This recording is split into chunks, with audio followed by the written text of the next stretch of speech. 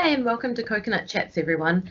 Today you've got Harita and I'm joined with my co-host Chris. How are you going, Chris? Hey Haritha, hello everyone. I'm good, thanks. How are you? I'm good. Today's guest is from all the way in the UK. Some of you may have heard of him before. His name is Salman Malik, and he is a London-based stand-up comedian and a host and MC for events. He performs his comedy and a host of events in English, Punjabi, Hindi, and Urdu. Um, he's well known for an interview he did with Jay Sean many years ago, where they spoke in a really Indian accent. That's actually when I first came across him, and since then I've been following him on social media, and he's quite well known in the British community for the type of stand-up comedy he does. But before I talk about him too much, let's introduce him. Hi Salman, how are you? Hi guys, yeah, I'm very well. Thank you for having me. I'm privileged to be the coconut of the day today. So yeah, it's a great feeling. Yeah, absolutely. And good morning to you and everybody. It's good night time over here, but it's this is the beauty of 21st century. We can speak to each other, see each other at this time. So yeah, really happy to be here. Nice. Thank you so much for coming on board at 11:30 p.m. in your time. So, since you're known to be a comedian, I guess, let's start from the beginning. What's some of your career highlights in your comedy career in the last 15 years or so that you've been doing it? To be honest, well, it's hard to say. So I think with comedy is obviously subjective. So I actually started doing YouTube videos back in 2006, which were in YouTube was just starting up, and I was actually one of the first few Asian comedians. So I think one of the first thing I remember was just being spotted on the street, like people, just pointing at you. Asian people in the UK, I'm not sure, are not that friendly, so they won't come to you and say, hey, you're funny, I watch your videos.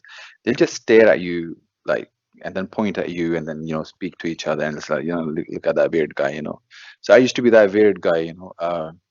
And but I think since then, since I started doing YouTube, etc., got my confidence. I moved on to stand up. So to be honest, it's very hard to pick a few, but it's been a transition of being in front of the camera to being on stage.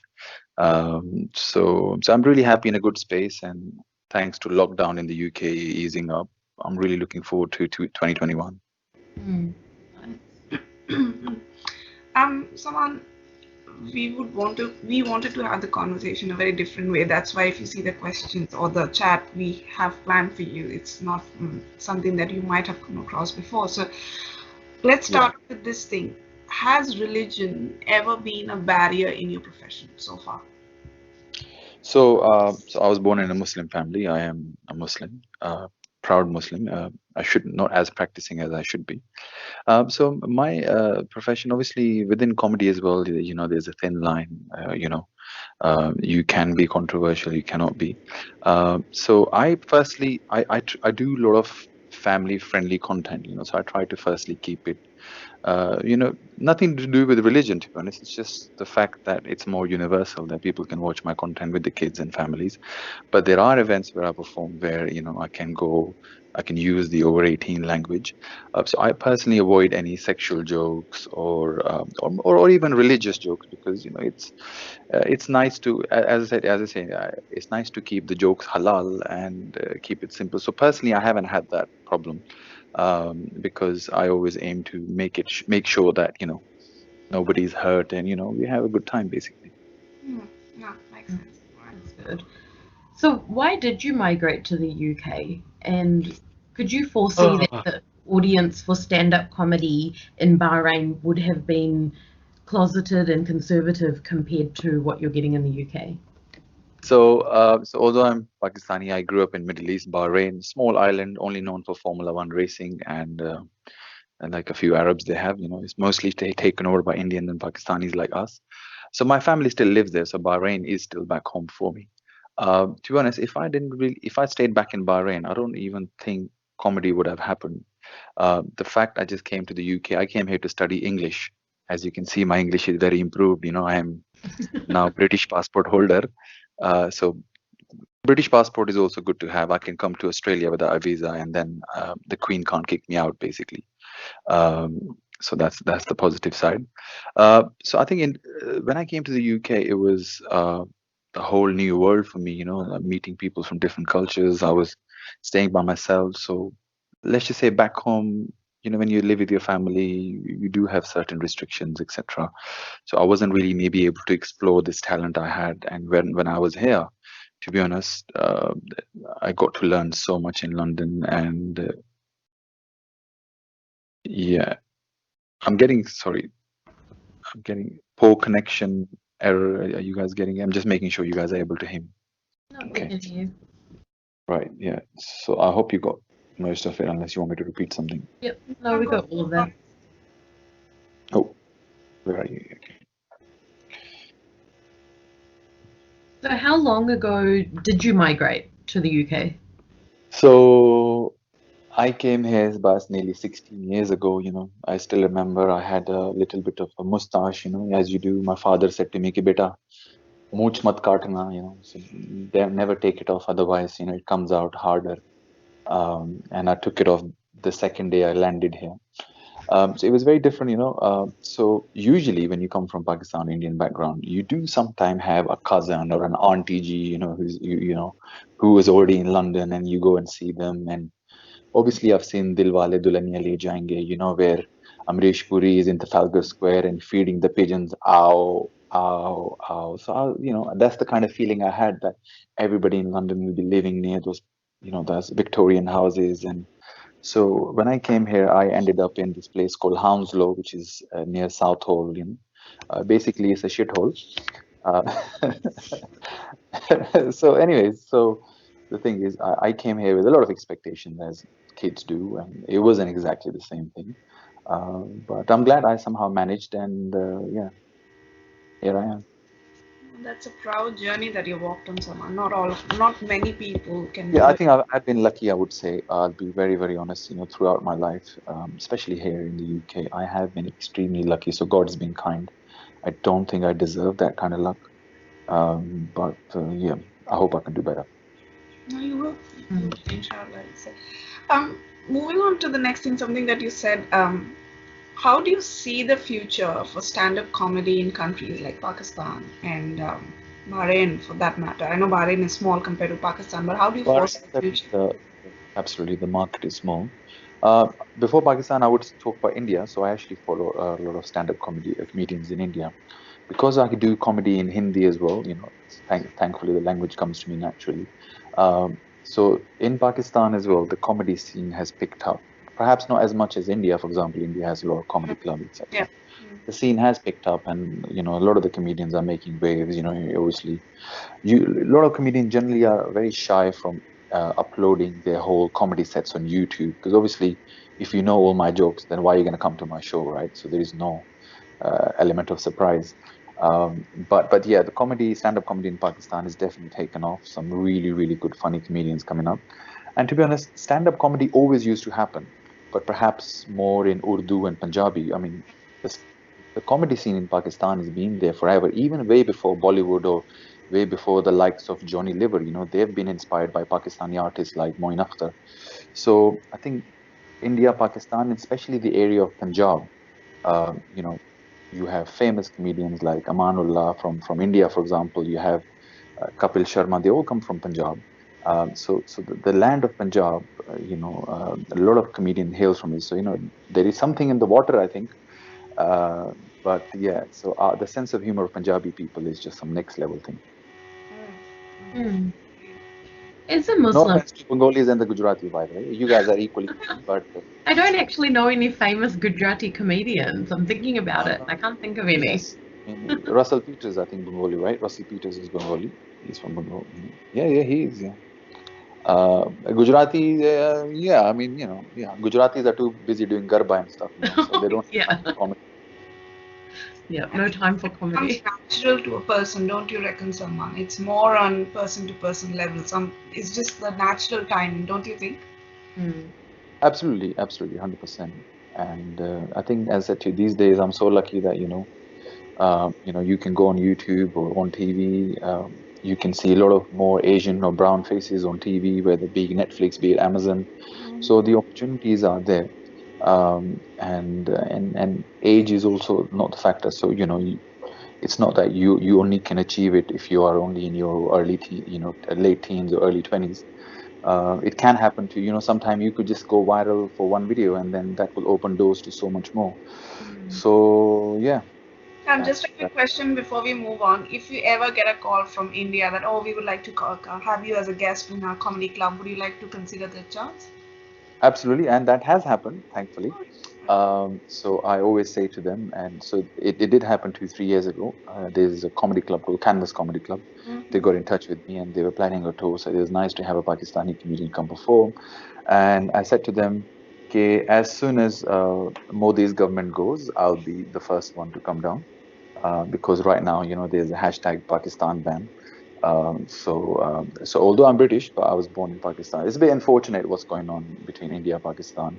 And I think one thing I always like to do, especially in the UK, is I always speak about on my platform, speak about peace between India and Pakistan. I think it's very important because when you come to these countries and you interact and you meet people of especially from India and Pakistan, you see the how common we are. कितनी चीजें common है हमारे अंदर, and how similar we are to each other. Whereas if you put these news channels on, then they tell you a different story. So I always speak about spreading love and peace, and especially through comedy. Why not? Yep, that's the best thing. Thanks for saying that out, and allow people need to hear that.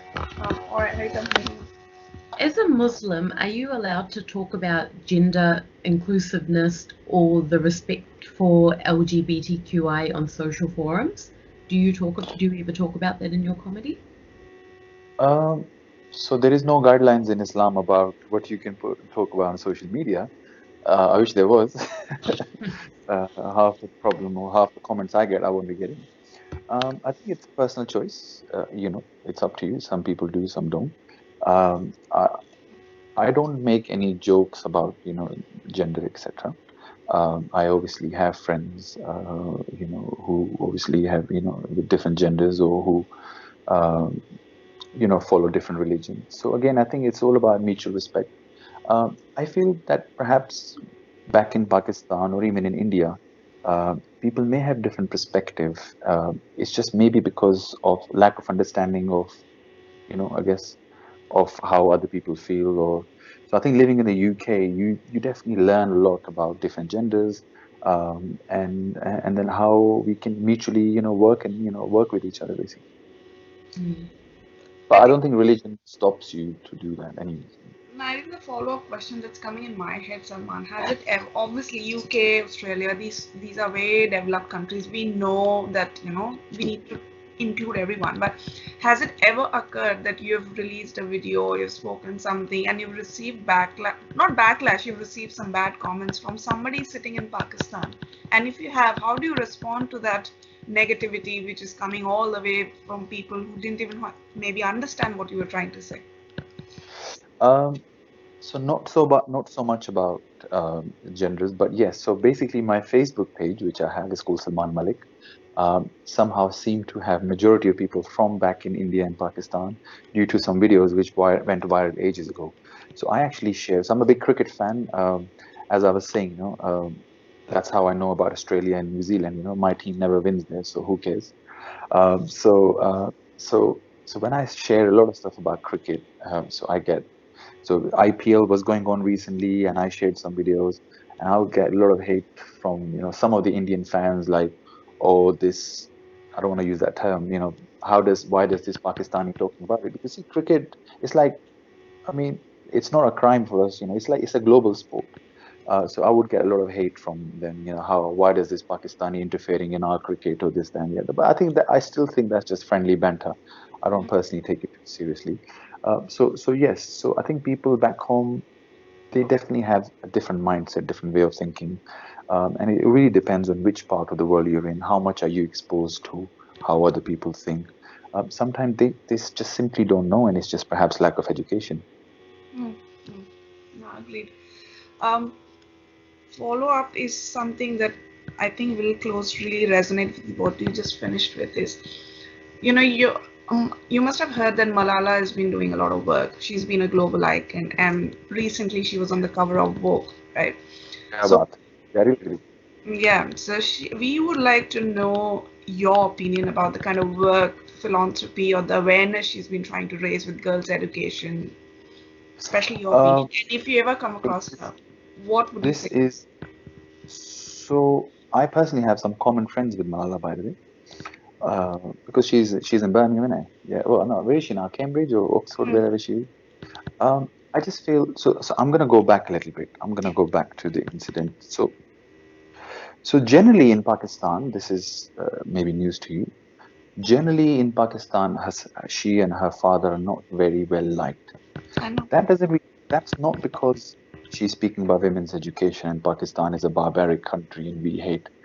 It's just just trying to take you back, and it's a bit political, but think about it that America, who was in Pakistan, so you need to understand Pakistani politics to get into it. So for people in the West, it's a really nice story. Okay, there's a girl there who is fighting for the rights of the girls, or she gets shot and she gets brought over. It's a very nice story and it sells very good. But you need to think about it from a Pakistani perspective that America, in the name of whatever they were doing, have killed hundreds and thousands of people in Pakistan, and then out of the blue, they just pick up one girl, and then she gets so much media publicity all around the world. Madonna, people like Madonna, when Malala got shot, usually they don't care about, so it's just, when media highlights just one story and then forgets about everything else. Um, so I don't know how to describe this, but I'm nor against her, nor for her, but I just feel that she was definitely used by the British media or America or people behind it, uh, just to push that narrative that Pakistanis or Muslims are generally against women education. And now look at us, we took this girl out of there and we are giving her the best education, and then now so I'm not taking anything away from her. She's a brilliant speaker. I haven't read her book, by the way, so I don't know too much about it, but I just feel that the people in Pakistan just feel that just gives a very bad negative image of Pakistan, that that we don't support, that we do, but it's just the circumstances it was in. It was very dubious and suspicious. So we know about it because we know. I mean, I personally know people who are from the same area. Again, I said to you, I'm sorry if this was meant to be a serious. It's So okay. I've taken it far away. So what she said recently, let's come to that, is literally her opinion. So I'm not one of those guys. I'm gonna say, oh, but generally, obviously, the most typical Asian. It's not even a Muslim thing to do. Beta shadi kar lo. So getting married is the most Yeah, important thing, yeah, for yeah, us Asians. So recently, I believe I haven't read that thing, yeah, but what yeah, I've known is yeah. she said, okay, why do you want to get married? You can have Partnership. with partnership, for example. So again, living in the UK, I know I had a girlfriend who I married then, so I know I've had a relationship, and most people who are commenting, they do what everybody else does, but so I think it's very easy to criticize and say, oh, how could she say this? Uh, but again, people back home, where be it Pakistan, be it India, they still believe in getting married, and so I can see why they are upset as well. So I don't personally have an opinion. It's her choice what she wants to say. No, totally. Very well said. Wow, that was If you a ever big had to, controversy. if you Sorry. ever had to meet her one day, what would you say to her? Apart from your normal, कैसे I, हैं क्या? I, I don't I don't really know. I would say well done. I'm sure she has, obviously, because when they speak about Malala, they basically everybody knows her in the West. Let's just say this way. All the Hollywood celebrities know her. So when they speak about her, obviously everybody says good things, and they say Pakistan. So she's making Pakistan proud. So that's great. So it is. I would say this is improving the image of Pakistan. But I think my question is, what I am not a big fan of is when the whole thing happened years and years ago, the kind of publicity Pakistan got, and that was pretty negative. Mm. So if they really care about Pakistan, that they need to do better rather than just picking one person, and then you know everybody should get treated the same way. Yeah. There was another girl shot as well, by the way, but nobody speaks about her. But that's what the media does, right? The media chooses what they want the world to see, and then that's what If I want to know if there is something happening in New Zealand or in Australia, then I would rather ask you. You know, if the media can tell me what they like or what's happening in New Zealand, like for example, the incident happened at a mosque in New Zealand. So people in Pakistan may think that New Zealand is full of fanatics, Islamophobes, etc. But I know, and I'm sure you know, that's not the case. Yeah. So it's just how media portrays certain people. So you can only find out when you meet people from that place, and they give you an exact picture of this is how things are. Yep, that's very true. Because I know when that mosque attack happened, it was 2.5, 3. Yeah, it was when I still lived in Melbourne, and so when I still lived in Melbourne, obviously I saw what was happening in New Zealand from an Australian media perspective, and it was completely blown out of proportion. Australian media, you don't want to go there. Yeah, Australian media are very similar, yeah. And like obviously I had a lot of friends and family in New Zealand, so I actually asked them how bad was it really, and even some people that lived in Christchurch said yeah, it was quite bad, but the way the media's portrayed it is they've put their own spin on it. It was just one person doing this. It's not the whole Muslim community that's been affected. It's just one mosque, and it was just one terrorist, for want of a better word, that's gone and done this. So yeah, I know what you mean, that when you see things from a media perspective, you have to take it with a pinch of salt. Sometimes it's true, but sometimes it's exaggerated. Exactly. Yeah. I work for a media outlet as well. I'm not going to tell you the name. I don't want to get sacked, but I do. So I have a day job. Obviously, you've got to feed the kids. So yeah. So I think it's just strange. And these days, more than the media, the social media, especially these uncles and aunties, the kind of WhatsApp messages they get. My mom believes every message she reads. She's like, coronavirus na 40 degree mein mar jata hai. So they'll come up with all those 5G se corona ho raha hai, wo apna phone pe na 4G off kar lo. So all that kind of theories, Or they you come can up do a with. puja and coronavirus will disappear. I've heard that one too. There are so many theories, So I think even our parents now, uncles and aunties, are bored of it now because we're so used to it. But I think the new ones are now about the vaccine. So if you put the vaccine in, what happens? Are you guys vaccinated, or are you getting it soon, or? I'm getting vaccinated in 2 weeks' time. Yep. Look, okay, so I've had mine like my first one done. So yeah, so I'm half a zombie. Yeah. You're half a zombie. Yeah. In a couple of weeks' time, you'll be full zombie, as they say. Yep. Oh yeah. So back onto your comedy/media career. So you were saying earlier that if you had never moved to the UK, you probably would have never been able to explore this side of talent. So in hindsight, then, is there anything you would have done differently, thinking back on the last 16 or so years that you've been in the UK? Is there anything you would have done differently to maybe enhance your comedy career, or, some opportunities that you might have said no to that you wish you'd said yes to? Yeah, absolutely. I think one thing which I kind of regret, I can say that I say regret, is I did not pursue with my YouTube career. So I was, as I said to you, one of the first YouTubers. It was going well, Again, I was getting spotted on the high street by old age aunties. It's okay. I had fans, of course. What's wrong with that? So I think in around 2010, I pretty much stopped making videos, and I got married. So that's a tragedy in life. And so so maybe, so I could have pursued it further, because YouTube exploded after that, and the amount of money you could make in there, etc. Back in the day, 10, 15 years ago, you couldn't make as much money. So I started, I got busy with different things, and I'm so grateful that I got into stand-up, because I have friends who used to do videos and things at that time, and they've left, and now they're doing different things in life. I'm not sure if they're happy with it. So yes, I have this regret that I could have perhaps carried on with YouTube, and I would have had X amount of subscribers now. But I'm also happy with the fact that I think you should always be grateful. So So by doing that YouTube 10 years ago or 15 years ago, doing those interviews, if you know, with Joey Sean, etc., I gained this confidence which I could then take it to stage, Mm. because the stage game is very different, right? Like you're performing in front of you, you can't record it, you can't add background music and, you know, ding dong, all those jingles. And if they don't like you, they just wouldn't laugh, and that's just the scariest thing ever, that you're telling a joke and then people don't react and you're like, Mm. wow, am I that bad?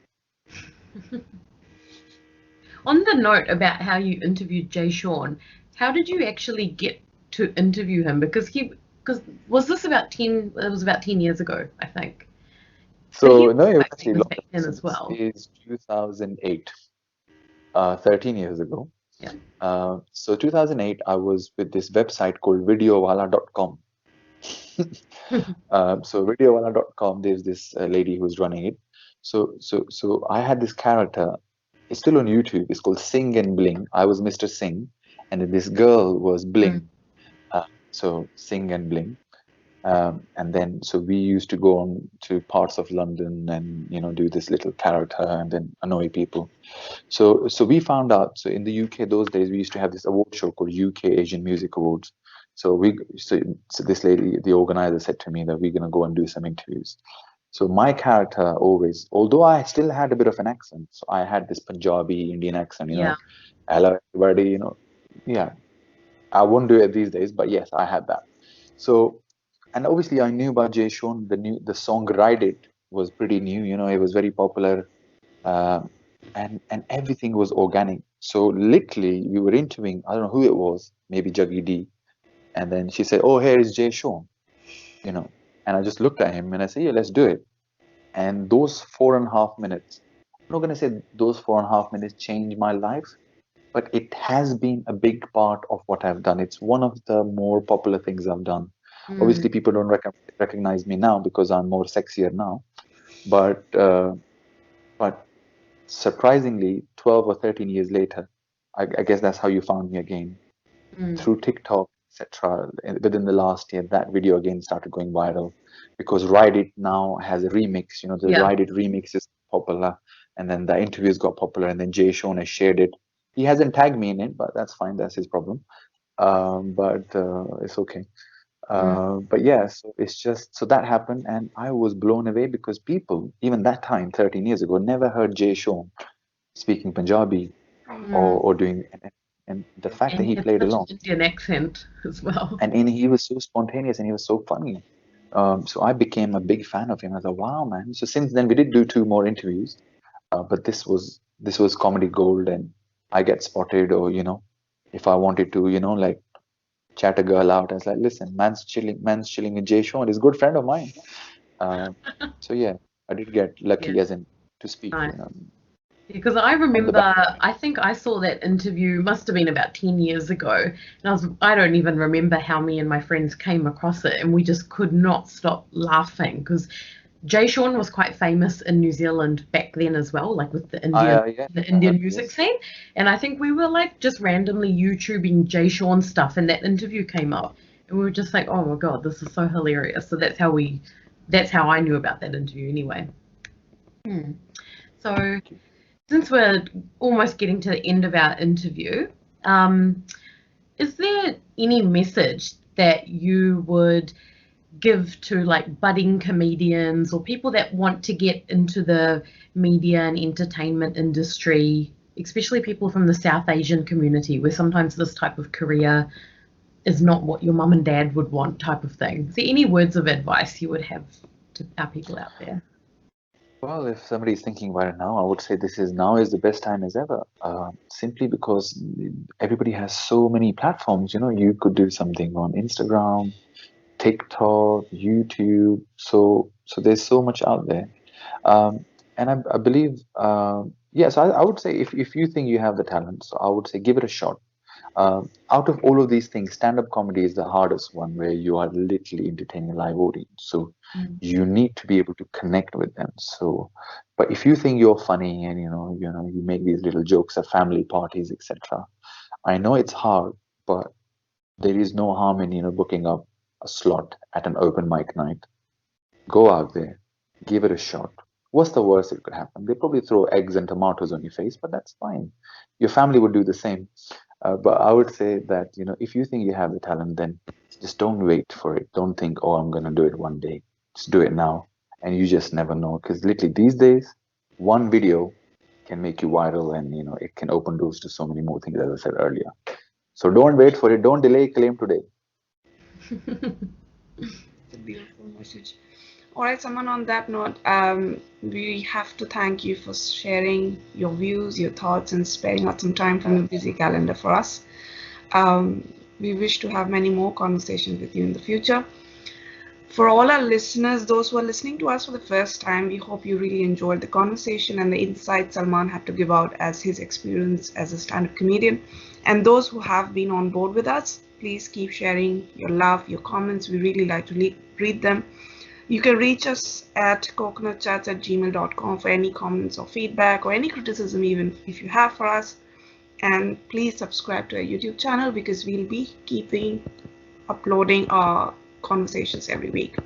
So thank you for listening. Thank you for being with us. Stay safe, stay well, and we'll catch up with you very soon. Thank you. Bye, everyone.